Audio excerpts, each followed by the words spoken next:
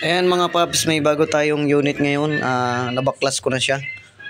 Sniper 135. Ang project natin dito is mini driving light.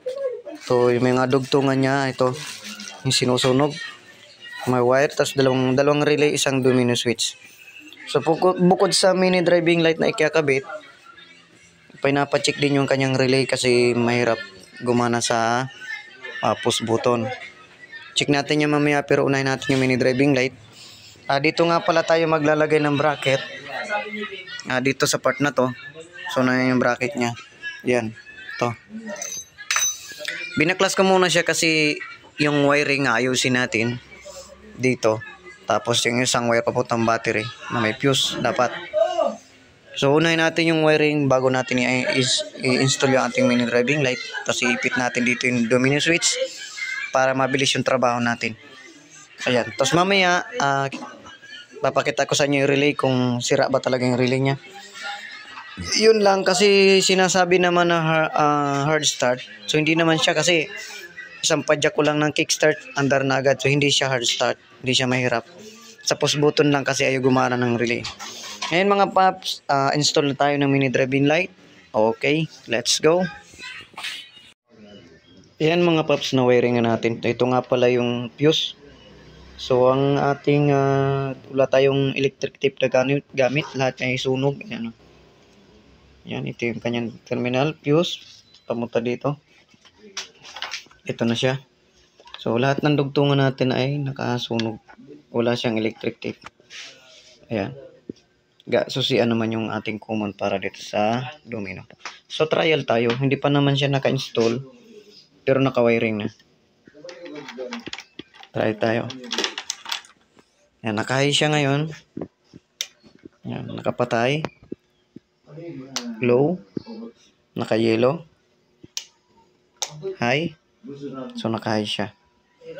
Yan, pag pinitay mo yung susian, patay din naman yan. Walang supply yan. Kasi yung pinaka-supply natin para sa trigger is galing ng susian. So yung 30 lang dito sa relay ang galing ng battery. Para hindi siya mga agaw o hindi siya makikiagaw sa mga harness. Yan. Itong motor nito ay daming mga wiring na gulo. Yan. So hindi tayo may gawa niyan. So nagpakabit lang yung may-ari ng ating motor ng mini driving light. So pagkatapos ito mga paps, i-install na natin itong dito sa ilalim. So, hanapan natin na magandang lagayan yung ating relay. Okay? Let's go. Update ko kayo sa mamaya pagkatapos. Okay? Ayan mga paps. So nagawa na natin yung mini driving light. Ayan. So testing tayo. Yung relay natin nasa labas. So kinuha ko lang yung wire para ma-troubleshoot ko. So okay na siya ngayon. Ang problema lang yung socket, loose connection itong malaki. Positive papuntang starter motor. Ito nga yung mini driving light testing. Ayan, ito yung low. Ayan. High. Ayan. Medyo mataas na rin yung high niya. Kasi naka-center stand to. So tataas pa siya. Bahagya. Kaya tama lang yan. Ito nga pala yung itsura niya. Ayan. Ayan o. Hindi natin yung bracket. Ayan o. Ayan yung bracket natin mga paps o. Ayan. Ayan yung mga bracket. Yung kanyang high. Ayan. Oh. Ayan mga paps. Ayan, ito yung kanyang pindutan. Ayan o. 12 volts. So try natin yung ni-repair natin na relay. Ayan. Okay na. Lumayangay nga lang yung tambutso. Okay na siya. So, ang problema lang niya itong to sakit na to, loose connection do sa taas. Yan, tapos dito inikot natin kunti yung pin dito, connector, para dumikit siya. Yan. Testing ulit natin para sigurado. Yan. Push button natin. Yan, okay na siya mga paps. Goods na. Isa pa uli para sigurado. Ito nga pala yung relay ng ating mini driving light. Yan. Ay fuse. Yan. Magkasama siya dito. So testing ulit natin. Yan. Goods na. Medyo maingay nga lang yung tambutso niya. Naka semi-open pipe. Kasi may mga tulog na nakakaya din naman sa mga kapitbahay. So goods na nga yung ating nagawang motor. Ayan. Yung high and low. Ayan.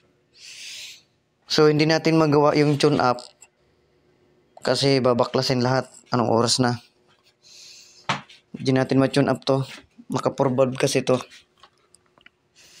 Pag mag-tune up nito mga paps, tatanggalin yung head. Dahil nga naka-4 valve to, yung buong takip na yun tatanggalin. Hindi siya katulad ng mga motor na iba na kahit tanggalin mo yung gilid, yung may cap lang, okay na. Ito hindi, iba to. Tatanggalin mo yung mismong ibabaw, kaya naka-full valve to. No choice, kaya kailangan baklasin lahat yan.